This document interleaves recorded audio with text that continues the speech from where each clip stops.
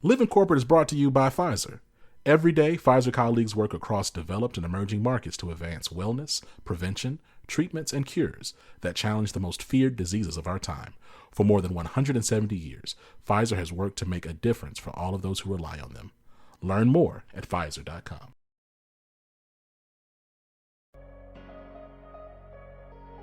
This is Including You, the new series from Lead at Any Level. Including You features stories from chief diversity officers and other executives who are creating inclusive cultures in their organizations. Our goal is to show what's working in companies just like yours, to give you the tools you need to keep pushing for progress in your own workplace. We want to create belonging and opportunity for everyone, including you. And now here's your host, Amy C. Waninger.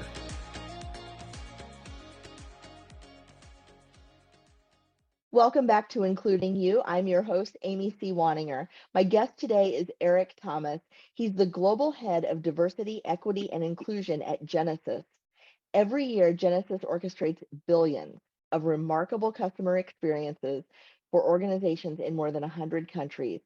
Genesys currently employs more than 6,000 people globally. Eric, welcome to the show. Thank you, Amy. Thanks for having me. I'm really excited to talk to you. I know Genesys does, if I could explain the way I understand what the company does, it's really call center technology, but it's very customized for inbound calls, and it helps companies really create a solid customer user experience through phone trees and navigation and scripting. Is that correct? That's correct. And it's a really omni-channel approach towards delivering that a tailored type of customer experience. But you're right, with empathy really as the cornerstone of our market differentiation, right? Our goal is to empower our customers to deliver empathetic but yet effective experiences for their customers in terms of challenges they may be calling in that they're facing and trying to get resolved. Yeah, I think you captured it well. Excellent. And the reason I wanted to set up what you do is because the real question I want to ask is, why are diversity, equity, and inclusion so important at Genesys?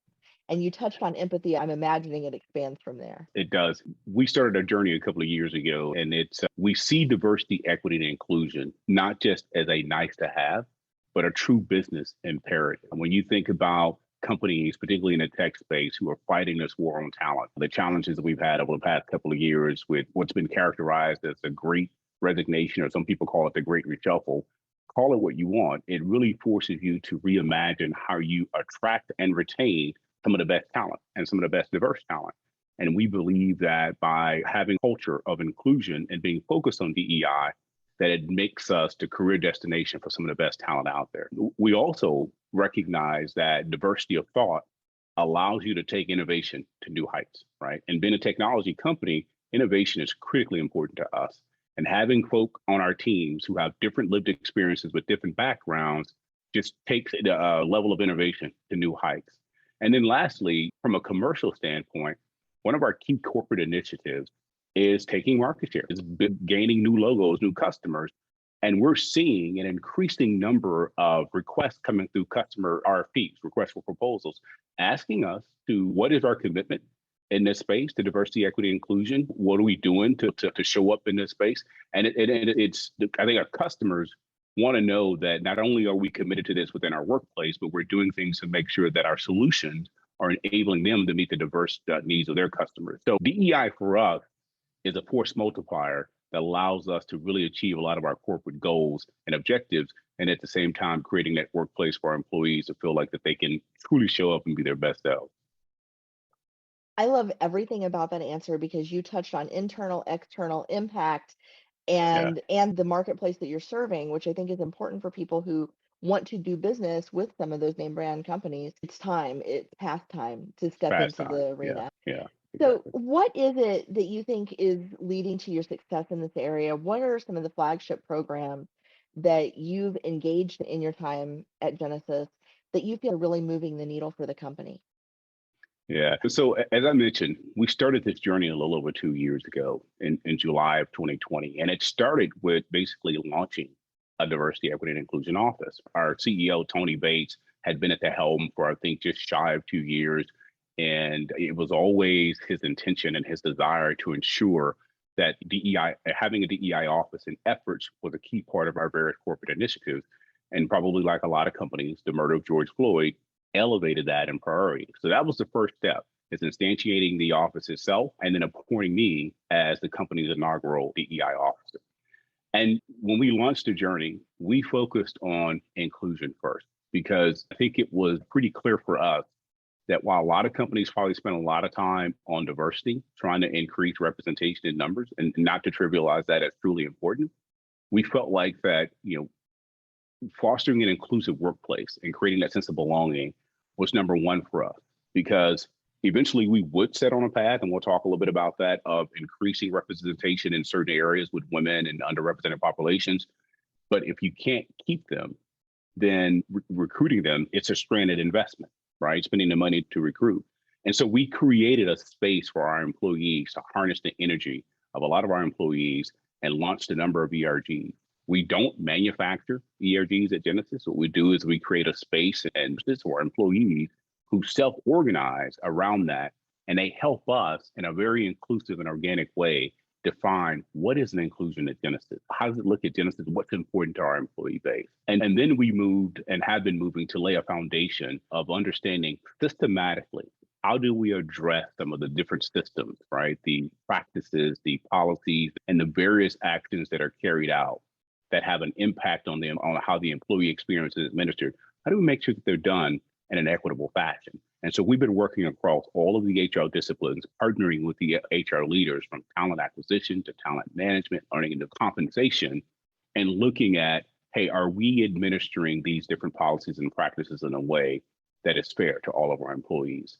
And then that has been consumed the majority of our journey for the first couple of years. I want to go back to something you said about representation without inclusion, and this notion that we can just recruit our way into D&I being a myth in this space. And a lot of times I'll have companies that reach out to me as a consultant and say, how do we recruit more diverse talent? And my question back is always, how are you keeping the diverse talent you have? And if you can't do that, you might as well just put your money into a paper shredder, because if you can't figure out how to retain, recruitment is just never going to get you where you need to be. So thank you for calling that out. I think that is such an important piece of this conversation. And no, wait, I'm sorry. Go ahead. No, I was going to say, if I could follow up to that, I mean, it's such a critical, important aspect of the work, understanding the significance of creating communities of inclusion and belonging. I have the pleasure at times of being able to mentor a number of early and career professionals. And if I'm frank, a lot of the new Black employees that join the company, when they find me, they want space, and I never turn them down. And I had a young man that was probably 6 months out of college and came on the call for an introduction. And one of the things that I noticed when he came on the call was that he had on a t-shirt. This is the era of Zoom, so a lot of our calls are pretty casual, so no issue there. He had a gold chain that was draped around the t-shirt. He had 2 diamond earrings in his ear, and he had this flat top cut that, if you think back to the Fresh Prince of Bel-Air days, like that was how he showed up on the call. And we went through our 20 minutes of dialogue. He was very prepared. He had all his questions scripted. He knew, hey, I only have 20 to 30 minutes with this corporate executive. How do I make the most of it? And while we had a good time getting to know each other, and I had the opportunity to kind of impart certain experiences, my lived experiences, in answering some of his questions, I couldn't help that when we got to the end of the call, it was a distraction for me. And I asked him, I said, hey, let me ask you something. I said, you felt comfortable coming on this call with both earrings in your ear? And he paused and he said, I didn't even think about it. And I had 2 immediate reactions. One, I need to check my own biases, right? Because I'm from the old school, and this is part of the work that has to be done in ushering in the ability for folk to truly show up as their authentic selves, right? So I had to check my own biases, right? Because the way he conducted himself on that call, how prepared he was, if that's indicative of how he's showing up in his day job each day, the earrings really don't matter, right? And then the second reaction I had was that, okay, we're doing something right, because he felt comfortable coming on that call. And I share that story because it's such a critical part of the work, which is, in a lot of cases, changing the mindset and unlearning some previously learned practices that can get in the way of folk really being able to come and be their best self, so we can get the best from them. right? So that's why I think for us, we started with inclusion as part of our journey, and it continues to be a critically important aspect of how we set the tone of diversity work at Genesys. I got to tell you, as you were telling that story, I was getting really nervous about how it was going to end. And I'm really glad that it ended the way it did. I've talked to enough corporate executives that have stopped the conversation and said, now, wait a minute, you didn't come into this presenting the way I want you to present, or why are you dressed this way, or why do you look this way, or why do you talk this way? And it is so important for people to be able to do their best work as their Right. best selves and not have to constantly second guess, can I be excellent as I am? So Critically important. what is it that you think about the culture there? How have you cultivated this culture where people can show up, come as they are, and do their best work? So there's been a number of things that we've done, right? And it's been a collective by my small team of DEI practitioners that I have in the organization, but more largely our workforce. We have a very engaged workforce in this effort. And what we try to do is create the space and be more of a listening ear to make sure that we are defining diversity and inclusion in a way that fits within the context of our culture. And what I mean by that is, as an example, our employee resource groups really take two dimensions with the approach. We take the traditional dimension where you have employees who self-organize by maybe some level of affinity that brings them together. But because we are a global company, we also take a geographical approach because we understand that how a lot of how diversity or inclusion challenges may show up in the US is starkly different than how it will show up in other areas where we have a presence around the globe, from the Latin American community to the European community to the Asia Pacific countries. So we have geographical councils that are organized in each region, and we give them the space to help us define what does inclusion mean for you in that area.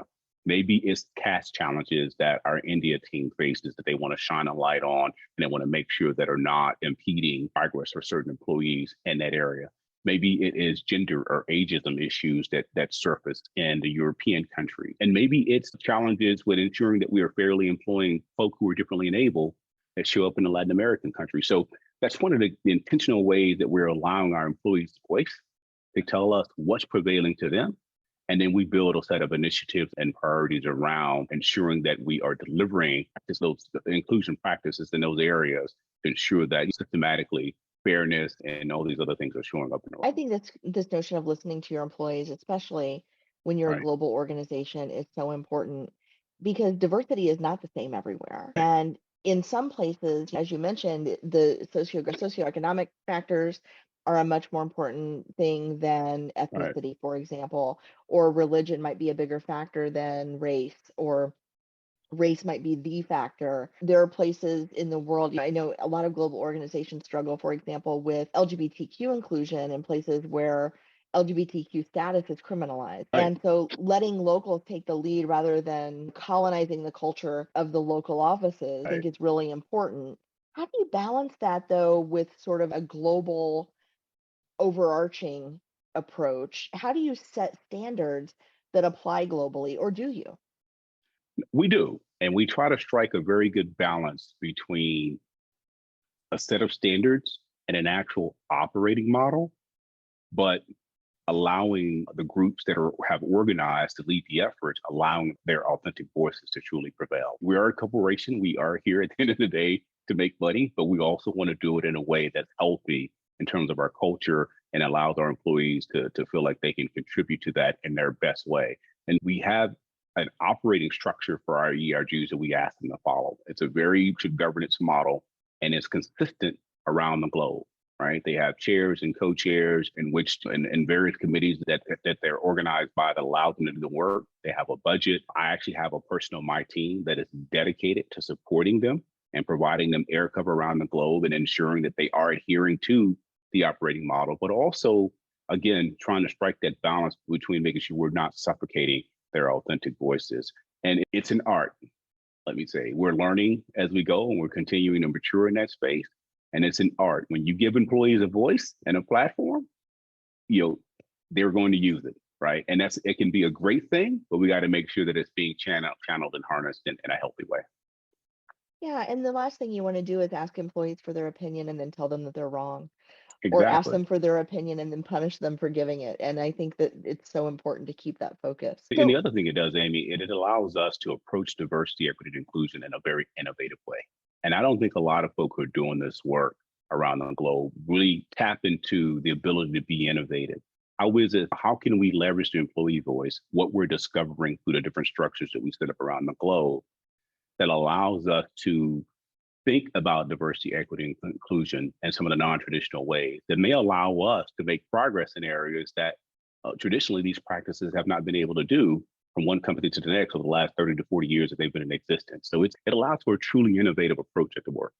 The Antigen podcast returns with a 3-part miniseries spotlighting maternal immunization. When it comes to vaccine development, there's been a shifting paradigm. Help protect pregnant women and their infants through research rather than from research. Join us this season to dive deeper into this topic, the history, challenges, innovations, and exciting developments to come. Subscribe and listen to The Antigen, powered by Pfizer, on your favorite podcast app. and so all of this work that you've done, and you've come a long way in just a couple years' time. What are the tangible results? You mentioned that the reason to start the work in the first place was to compete for talent, compete for client, build a good experience. What results are you seeing in terms of the business metrics around the work that you're doing? Yeah. So we measure our efforts in a few ways. Of course, quantitatively, we've set corporate goals to increase representation of women globally and various members of the underrepresented populations in the US. And those goals were set through a bottoms up approach that focuses on the markets in which we operate and the talent availability in those markets. Those goals have actually we publish the goals, right? They become a part of our corporate scorecard.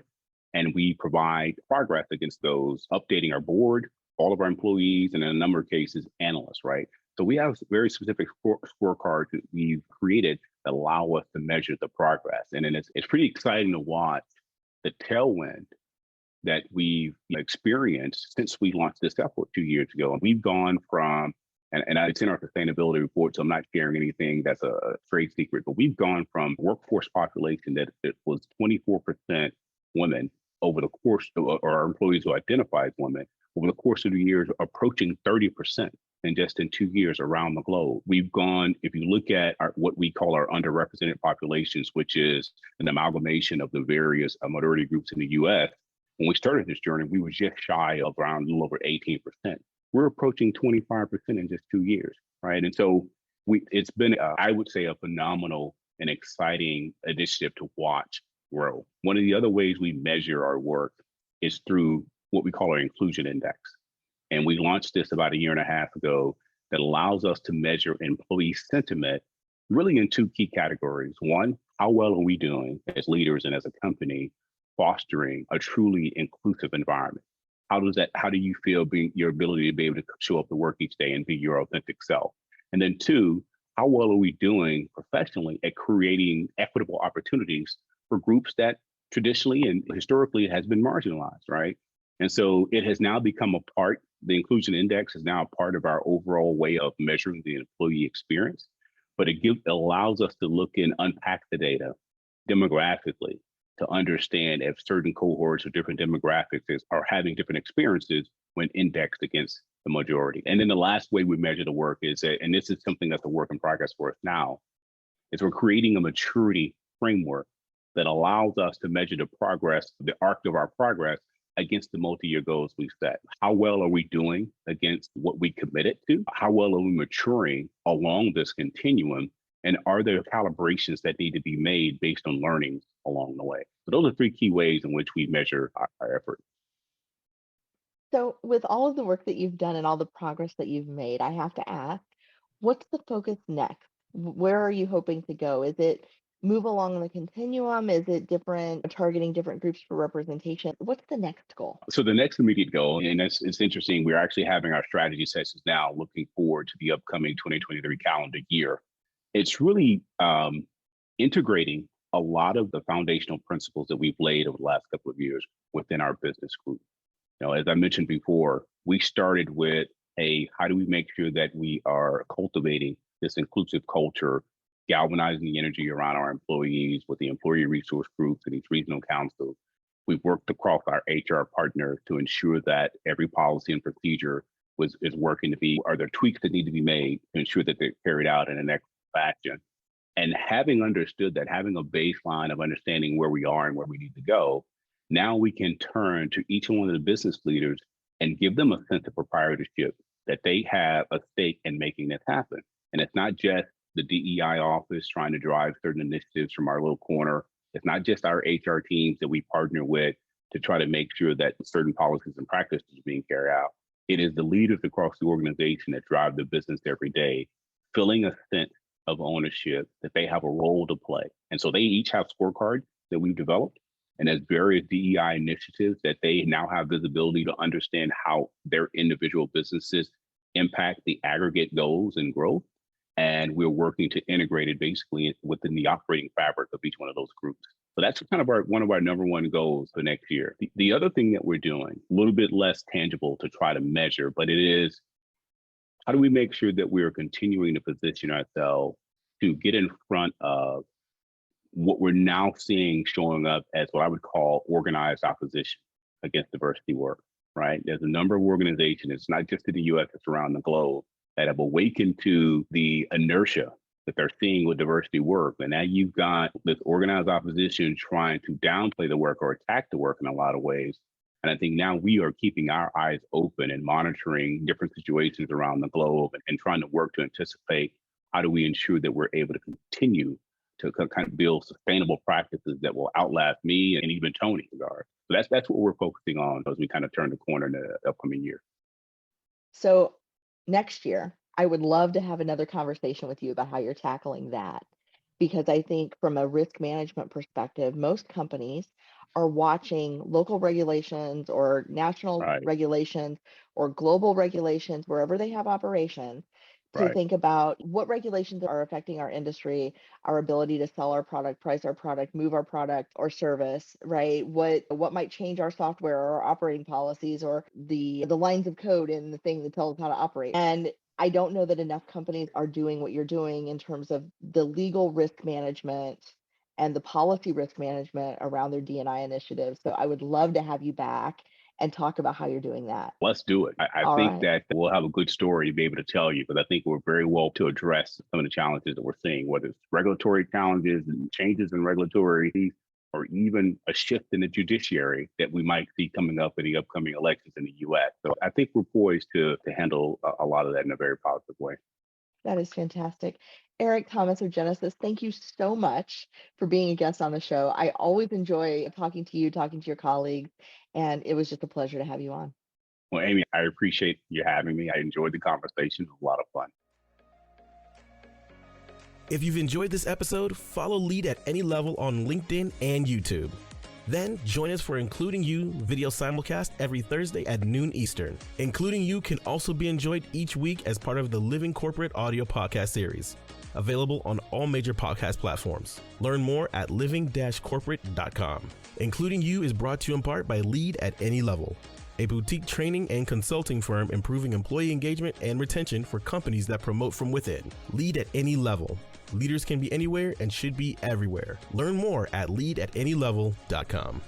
Lead at Any Level and its logo are registered trademarks of Lead at Any Level LLC. The views and opinions of guests on our show do not necessarily reflect the positions of Lead at Any Level, Living Corporate, or the sponsors of Including You.